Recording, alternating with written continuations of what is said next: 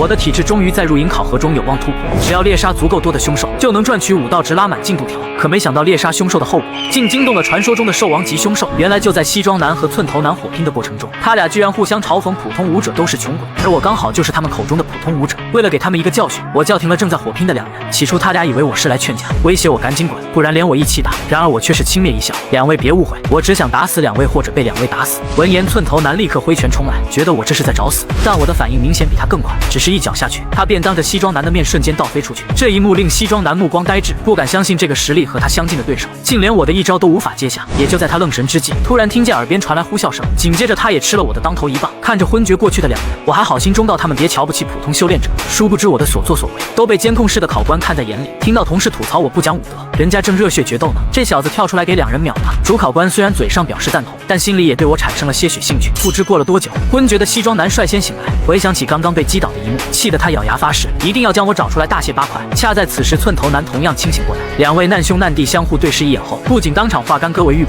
还相互搀扶着一起找我报仇。对于他俩怎么样我并不关心，而是已经来到森林深处，突然一群凶兽挡住了去路，看到又是一群一阶初段的巨牙野猪，我有些无语，因为我都记不清这是遇见的第几群。可即便是这样，我还是使用奔雷拳将他们全部击杀。主要是自从自己升级变强后，这些低阶凶兽奖励的武道值也越来越少，而目前最重要的还是寻找入营令牌。只可惜将这些凶兽肚子翻遍，也没看到令牌的影子。明白只有更高级的凶兽体内才会有，我便继续朝向森林深处狂奔。可连续几公里下来，却不知为何一只凶兽都无法见到。也就在我这样想的时，眼前突然出现一道巨大黑影，而对方竟是一只一阶高段的幽夜黑虎。见此，我嘴角微微上扬，终于不再是低阶凶兽了。下一秒，我果断射出一发破虚指，没有丝毫意外，这只幽夜黑虎当场被冲击力轰趴在地。紧接着，我迅速抄起长枪，在对幽夜黑虎进行补刀后，我不禁感叹以自己现在的实力，击杀一阶高段凶兽简直易如反掌。于是我再次破开他的肚子寻找起来。当令牌被取出的那一刻，我嘴角狂抽。要知道，为了找他，竟然足足用了将近3个小时，结合从开始遍地一阶初段的野猪，到半小时才找到一只高段黑虎。我猜测越深入山脉凶兽的品阶会越高，但相对而言数量也会越少。这就意味着，如果在外围猎杀低阶凶兽，反而能赚取更多的武道值。与其追求质量，不如干脆用数量来堆。想到这的我暗下决心，要在考核结束剩下的5个小时内，攒够能将繁体进度拉满的武道值。就这样足足猎杀2个小时后，森林外围到处都躺着凶兽的尸体。可就在我又一次击杀一只巨牙野猪时，身后竟有只一阶中段的暴怒黑熊发起偷袭。好在我及时避开了攻击，心想打了10几只低阶凶兽，总算又遇见一只中段凶兽了。于是我立刻开始蓄力奔雷拳，只是一拳下去，这只暴怒黑熊顿时化作流光倒飞出去。却不料这一击并未让它死去，而是撞上树干后发出刺耳的嘶吼声。当他缓过神，眼中倒映的是我急速袭来的身影。由于这拳用上了全部的力道，竟直接令他身后的树干齐腰折断，就连我自己都没想到，繁体提升到60%之后，光凭肉身力量就能击杀一阶中段的凶兽。随后我打开了系统面板，目前已经赚了254点武道值，还差100多点就能将繁体进度条拉满。那么只要在剩下的3个小时里凑齐，就可以直奔营地完成入营考核。